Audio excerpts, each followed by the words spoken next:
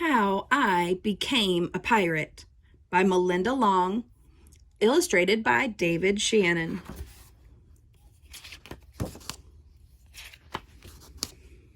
Pirates have green teeth when they have any teeth at all. I know about pirates because one day when I was at the beach building a sandcastle and minding my own business, a pirate ship sailed into view. I knew what it was because its flag had a skull and crossbones on it, and because I could hear the pirates singing, "Hey ho, blow the man down." They were a little off key.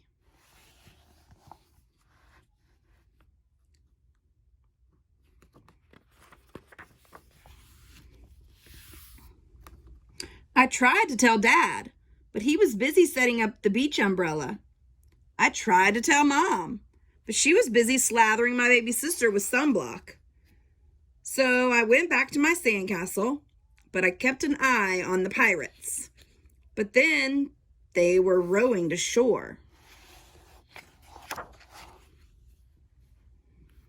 When they landed, the head pirate climbed out of the boat and yelled, "Ahoy there, matey! Be this the Spanish Main?" "No," I said, "this is North Beach." "Shiver me timbers," the pirate said. "We must have taken a wrong turn at Bora Bora."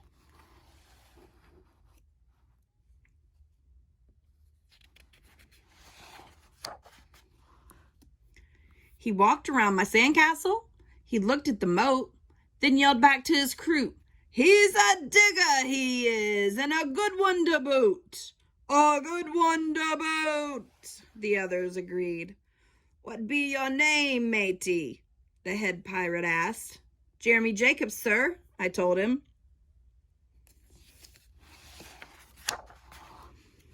"Well, Jeremy Jacob," he said, "you're looking at Braidbeard and his crew.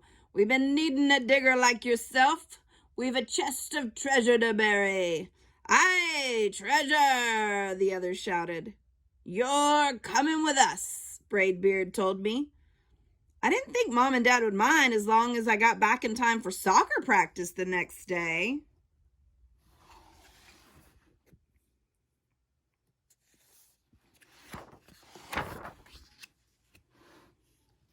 That's how I became a pirate.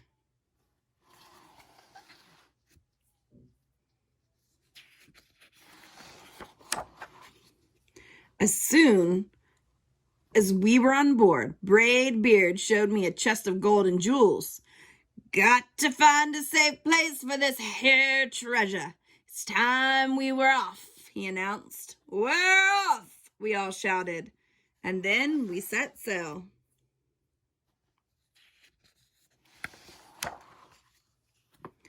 There was plenty to do on board. The pirates taught me to sing sea chanties, the louder the better, and to say real pirate stuff like "landlubber" and "scurvy dog." By dinner time, I could speak pirate perfectly. I also learned pirate manners. Braidbeard pounded his fist on the table and yelled, "Down the hatch, me laddies! Down the hatch!" we all shouted. Braidbeard gulped his food and said, "Hand over the meat! The meat!" we all roared. Nobody told us to finish our spinach. There wasn't any. Or to chew up our carrots. They weren't allowed on board. We talked with our mouths full, and nobody said please or thank you. After dinner, I tried to teach the pirate to play soccer. Braidbeard kicked the ball and yelled, "Arr, soccer! Arr, soccer!" the crew yelled. Then everybody dove for the ball at once, and it rolled right off the deck. "After it, me hearties!" Braidbeard commanded.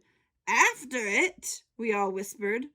We fought over who would go get the ball, but it didn't matter anyway, because a shark came along and swallowed it in one gulp. So much for soccer.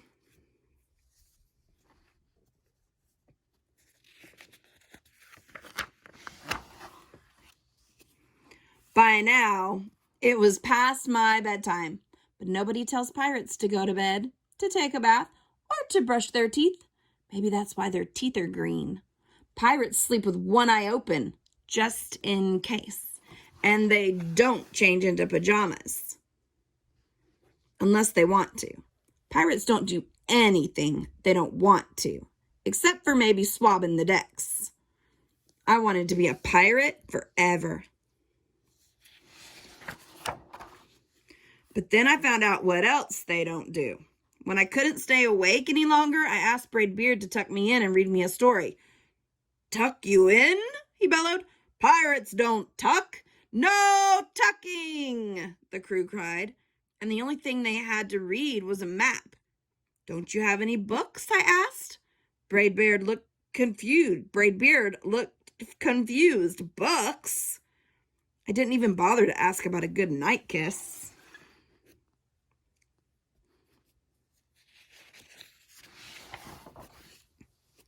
It wasn't easy to fall asleep without a story, but I was finally dozing off when a storm broke. Thunder boomed and lightning flashed. I tried to hide under the covers as waves slammed up against the ship, but I kept falling out of my hammock. I couldn't find anyone in the cabin. They were all on deck. "Lower the sails!" Braidbeard shouted. "Batten down the hatches!" Everybody ran around yelling and lowering and battening. Nobody had time to sit close and tell me it would be over soon. Nobody even noticed me. I decided that I didn't want to be a pirate after all. Just then, flash, crash, crack. Lightning hit the mast and split it right down the middle. What do we do now?" yelled one of the pirates. "We'll have to turn back," called another. "But the treasure!" hollered Braidbeard. "Where will we bury the treasure?" I stepped forward. "Maybe I can help," I shouted over the wind. "I think I know the perfect digging spot."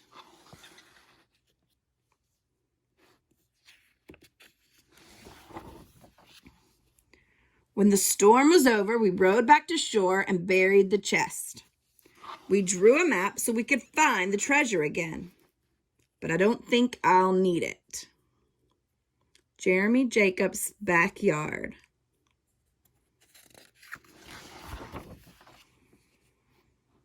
After that, the pirates repaired the ship and got ready to set sail. Before they left, Braidbeard handed me a flag and said, "You make a fine pirate, Jeremy Jacob.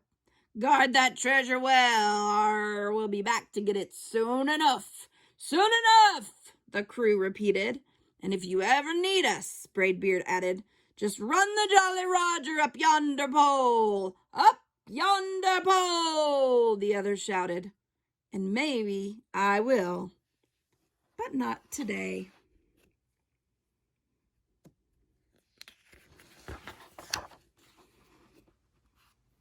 I have soccer practice.